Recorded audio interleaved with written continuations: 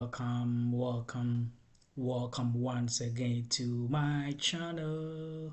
My name is Ofusu Government, a marketing professional and marketing trainer.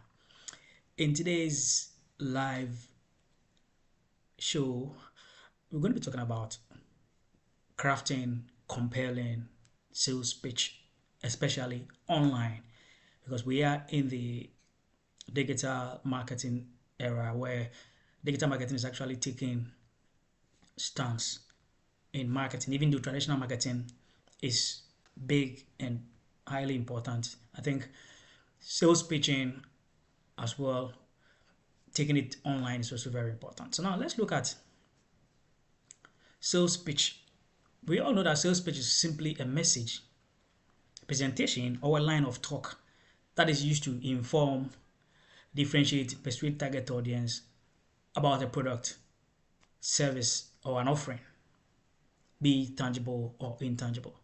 So you may be selling tangible products such as cars, electromechanical equipment, and so on and so forth. Or you might be even selling services. As a salesperson, you might be selling maybe services such as insurance, investment, real estate, banking, etc. All right. Now, there is one thing that one thing I want us to get it straight is to talk about some of the channels online that we normally do sales pitch. We do sales pitching through email, telephone, social media, and so on and so forth. Right? When we talk of email, we craft emails and then send them to, our target recipients, and so on and so forth. These are all channels that we use in, as a matter of fact, doing our sales pitch online. But there's one thing you should get to understand. Pitching to customers online is much different as compared to pitching to people face to face. I have been doing this for a while, for some number of years. I'd like to share this with you. Now, let's even talk about WhatsApp. We use WhatsApp in pitching and so on and so forth. And it has been a great tool that we've been using in pitching. I, for once, use WhatsApp as a matter of fact in pitching, and it works very well for me. But sometimes it is not that easy for you to just reach out to people, especially cold calls, reaching out to people, cold calls via WhatsApp. And then, reaching out, especially in the industry where I was working, I was actually selling, electromechanical products, and as well as, should I say, automotive or heavy machinery for an Italian company, right? And it was not that easy. Reaching out to people on WhatsApp. I remember I reached out to one company in Zimbabwe because I was in charge of Africa virtually. I reached out to one lady in Zimbabwe, and she was like, I should go to the right channel. And I'm like, oh, this is the only channel for now that I know I can get instant, reply. This lady wasn't in tune with me because of the fact that she basically thought I should have reached out to procurement or reach out to, send an email. But all the emails I sent, there were no reply. Okay, so like I said earlier on, crafting emails is also part of the pitching. But when I send email to a particular prospect and he or she is not replying, I think what I need to do is to just quickly, as a matter of fact, use another channel. You cannot base on one channel to generate leads, which I think no serious marketer or serious salesperson will do that. So I tried using WhatsApp and I was bounced. The bounce rate can be something else. But if you have the proper, if you have a proper pitching skill, it should be easy for you to, as a matter of fact, go through the pitching process. So that time I hadn't actually gotten a lot of grounds on pitching, but I learned it through coordinator at colleagues. Right, and so he taught me some few tricks, and I also worked on that, and I was able to, as a matter of fact, reach out to. So when I reach, let me come back to the story. When I reached out to this lady and she said I should go through the right channel, in fact, I got a bit disappointed, and I thought of like, no, this girl is trying to kill my confidence. So I'm like, I have sent emails to. He said, okay, send email again. I said, okay, I'm going to send an email. I'm going to send an email, but the fact is, if I send the email, if I send the email, nobody replies to my email, right? So you should just bear with me. And then she was like, no, I should go. So I realized that I was arguing too much with her, and this could actually arouse her anger. And then, as a matter of fact, maybe prevent me from basically um, reaching out to a decision maker, right? So I did not worry that much about that, and then I pull off. So today I'm going to show you some of the things I have learned crafting sales pitch. Maybe if I had crafted the pitch very well, the email could have been one stop. I mean, for me, it could have been just a one-stop thing for me, an email. So let's see how this, especially for those of you young guys out there who are now entering sales. So today I'm going to show you some of the sales. I mean, arena, get into the sales space. This video is definitely for you, and for you and for only you. Let me see your chat in the chat section. If you have any question, you can also ask me. I'll be on standby to take any question that you ask me. So don't forget that this thing is coming to you live from my YouTube channel called FOGS Business. If you know of any young guy, of anyone who have just started out in marketing, in sales, especially online sales and marketing, then please tell a friend to tell a friend, share to your network, because I'm providing valuable information. This could have been information basically that can actually you have to pay for and then get. I'm giving it to you for free over here. So now let's look at the inability to crafting a winning sales pitch. This can, as a matter of fact, make the sales process very, very, very long. It can make the sales process very long. So inability to crafting a winning sales pitch can affect your sales effort, your confidence, and even most important metric for every salesperson, closing the sale. You see, according to some of the sales experts, just a handful of salespeople are able to exceed their sales target, especially in tougher industries like the high tech, the electromechanical, and I mean high capital intensive equipment. Watch my channel, subscribe, and then you get to know more. Now, let's look at how you can make winning sales pitch easily. So now we're going to look at making winning sales pitch. First of all, it's important to open your sales pitch. Start your pitch with a powerful hook. Look, some prospects online do not have time, and you can't just be wasting your time talking about terminologies. I mean, you need to get something to hook these people up. And there's one thing I have realized. Some prospects usually would, as a matter of fact, tell you their specification and quickly go on to pricing, right? But if it's a technical product, even though I've sold technical products like trenches, I've also met this. So the economic side of a powerful hook is also very important. So let the prospect get to know that an engineer, then you should know. So you should understand the decision making unit, right? Research the company to find out about the structure of the decision making unit. The decision making unit is very important.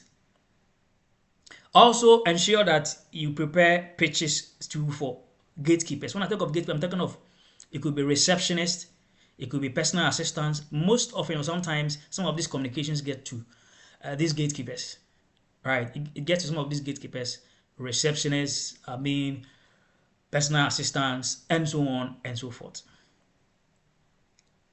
And there's another thing. You see, there is one thing that we marketers believe in, and we call that perceived risk. If you are selling online, the perceived risk is very high. I quite remember selling generators across West Africa and Africa, and there was in Nigeria, for example, people are very careful about scams, right? So in Nigeria, for example, if you have to sell to Nigeria, you need to have some kind of an assurance because you can't just dip into, especially for the cold calls, just jump into somebody's DM or just use a software to fish somebody's WhatsApp number. And I'm going to show you how to fish some of these WhatsApp numbers ethically online in my previous videos that I'm going to be doing on my channel. And what you need to take in mind is that ethics are very important. But in our part of the world, when it comes to those issues, we don't take it that much serious. Okay, like privacy and all that. Okay, so now it is important to identify the DMU, like I said, the decision-making unit. So let me talk about some of them. We have, let me be practical. We have a procurement manager. You can even reach out to maybe a project manager.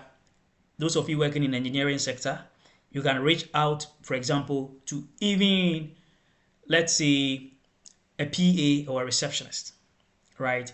Who is a gatekeeper and might not be part of the DMU, the decision-making unit, but they can all affect the sales cycle. So it is important to also tailor your pitch or tailor a pitch for this, gatekeepers.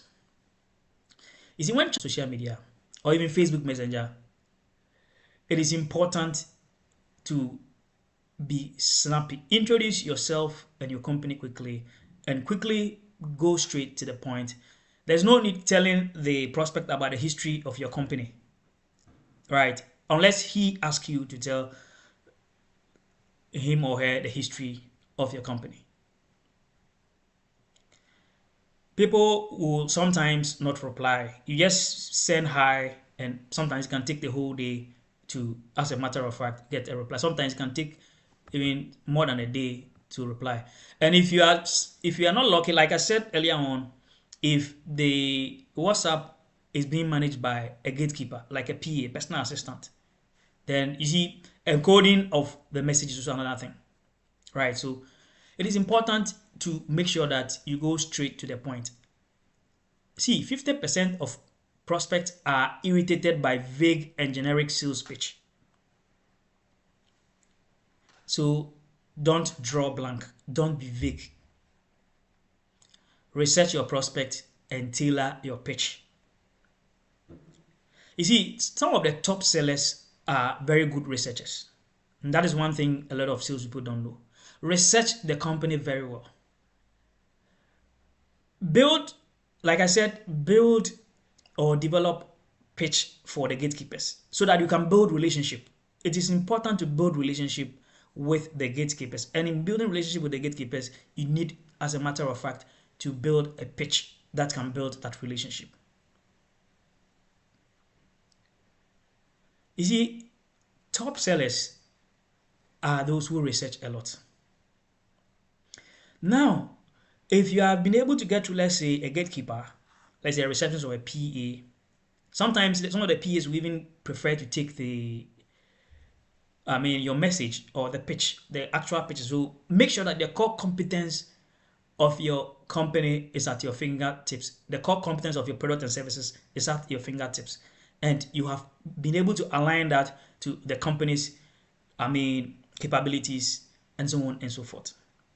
So we are talking about organizational quality dimension, okay, product quality dimension against your core competence, right? If you research well, believe you me, out of 10 prospects, you'll be able to get to the next stage. At least one of them will be able to progress through the sales, channel. The sales cycle would actually move faster if you research well, at least out of 10 prospects. So it is important to do your research and build rapport. Build rapport. Sometimes what some people do is that, especially online, is to book an appointment with maybe a particular person. Usually, booking an appointment with a senior manager might not always come that easy, especially if it's a cold call or it's a first, second time meeting the person because of their busy schedule. So sometimes you can book a meeting, an online meeting, and there's WhatsApp video meeting. I used that a lot, and it was very good for me. I use WhatsApp business video. I book an appointment, and then I have sometimes I even end up, if the problem with mine was that I basically was selling across Africa. But for those customers who were within Ghana, I remember once I booked a lunch with one receptionist just to get her into getting me to a proper member of the decision-making unit. Because with sales and marketing, you have to be smart. That is why people send mails out there, send pitches out there, and they don't even get any reply from anywhere. See, if it is a cold call, don't start immediately by pushing your product or service. Build a relationship, build a rapport, connect. Let the Bluetooth connect. Connect. If possible, schedule an appointment, like I said. In your hooks, especially with gatekeepers, please ask open-ended questions. So you can speak to a receptionist or a PA. I have realized your company is into mining. Okay, that's very nice. Can you please tell me a bit about some of your operations, please, briefly? You can just ask an open-ended question so that a person give you just a gist of what they do. This also gives you an idea of their problems and how your products and services can solve them. So you book an appointment. You can even, if it's not like mine, even there are times we also give perks for those foreign prospects, because you need to also build that rapport. So sometimes you can say, oh, I'm buying you a coffee, and then you can send through online transfer if the person is on that platform. MTN Nigeria, we've done that to some people in Nigeria as well. But buying coffee for some of these gatekeepers and so on and so forth. So, and then you book an online meeting with the person. Ask open-ended questions. Let the gatekeeper tell you a bit. Don't ask close-ended questions that require yes and no. You see, there is a compelling data or statistics or research relating to this. Hooks are very important. Hooks are very important. Especially when you are selling online. Now, let's look at the medium, timing, and the prospect. The medium, timing, and the prospect. The medium, timing, and the prospect. How are you going to handle this? How are you going to handle the prospects, and then the medium, and when are you going to reach out to them? This is very important. And I must say that before you deal with this very section I'm going to talk about, it is important to also do a lot of research. And that is why by your first meeting with a gatekeeper will be very much important. If the person is a PA to maybe the director, a C-level than pitching them on social media during working days. Decision makers, email, LinkedIn chat, and phone calls are also more effective when pitching to a decision maker. But it's always important on LinkedIn to connect first. don't connect initially and with don't connect initially or at one time, and then the moment you connect, you add a message that you want to, do a sales pitch to him. Connect and build a relationship. Phone calls can also be effective, but that one you need to research to know when it is likely for you to reach out to that particular C level or decision maker. So pitching to a decision maker. Now, if you are pitching to the mass market online, social media is a great place. And as well as pop-ups on your website. Your web developer can develop pop-ups on your website for you. Pitching to the mass market, you can try Facebook, Instagram, TikTok, YouTube, LinkedIn, etc. etc. So if you want to pitch to the mass market, social media is a great tool. And I have a strategy that I use in pitching to, the mass market on social media. I'm going to be doing that in my subsequent videos, and maybe if not live, in my recorded videos as well. So you can pitch, and there's a strategy you can use. Try as much as possible to use hashtags. One, search for sentiments. For example, if you are selling food, sentiments about the food delivery or bad taste, right? You can also use hashtag to search for sentiments, okay, about delivery, poor delivery, right? Or you can even use just keywords to search for sentiments. There are some techniques that we use, especially on X, that we can use. It works better even than hashtags.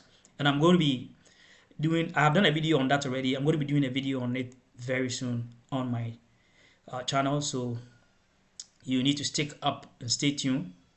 And I'm going to work on that. So it is important to use social media when it's the mass market. And with social media, you can also have access to large pool of data. If you are in Africa, Africans don't care. I'm not sure. I don't know, but it is not too popular to have the do not call registry in Africa. We don't have the do not call or do not message registry that's strong in Africa. Maybe with time, our leaders and our decision makers will be working on that to work on the do not call registry, where you can register your contacts and etc. to prevent people from reaching out to you. So mass market you can use, and there are softwares that you can use to collect data. With LinkedIn, there's a strategy you can also use to collect, especially if the people who are connected to you. So those of you who have a large number of connections, about 100, 160, and you post, and the engagement rate is just around total comment and likes just around 1,005. Try this method. I'm going to do a video on that, so keep watching my channel. You can go to LinkedIn and your connections, as long as those connections have enabled their profile to be public, there's a way of collecting their data which LinkedIn itself allows, and then it comes directly into your email, into your inbox, that you can also work on that, right? So if you are the type that has that large number of followers on LinkedIn, forget about always crafting long stories and telling stories. People are beginning to get fed up with. You see, LinkedIn is much more professional than just a place for just telling stories, right? So watch out for that video. I'm going to do a video on that as well, as to how you'll be able to get this type of data and then use them for mass markets. You can do same other tricks on Instagram and the other platforms. But on X, I have a strategy that works, like the sentiment based, right? Sentiment based, bad service, poor service delivery, a specific time when it comes to pitching. Some school of thought also believe that timing is important. This is because people have, especially if you are doing business to business sales, right? You see, executives are that's why we have executive summary. And this reminds me of a friend of mine who is a communication person. I mean, big. He has a lot of big jobs. And this gentleman, as a matter of fact, one day told me that his boss was like, "Why do you have to write an executive summary in 2 pages?" This is somebody who have studied communication, who has worked in the communication sector. So executive summary is important. It tells you that top or senior managers don't have time for because they have a lot of schedule. So timing is very important. So one, Mondays are not the best days to pitch. Mondays are not the best days to pitch. For me, I would say the ideal day is Wednesdays, even though all other days can work as well. Mondays and Fridays are never ideal, especially Fridays when people are preparing for the weekend. Mondays and Fridays, because the pile up from Fridays, I mean, task will be waiting on Monday, and there'll be a lot of work to do. So Mondays and Fridays are not the very best, especially for those of us who have worked internationally online. Reach out to almost every country in Africa virtually, sending emails, DMing people, joining groups, having WhatsApp video meetings, sending tons of emails, using scrap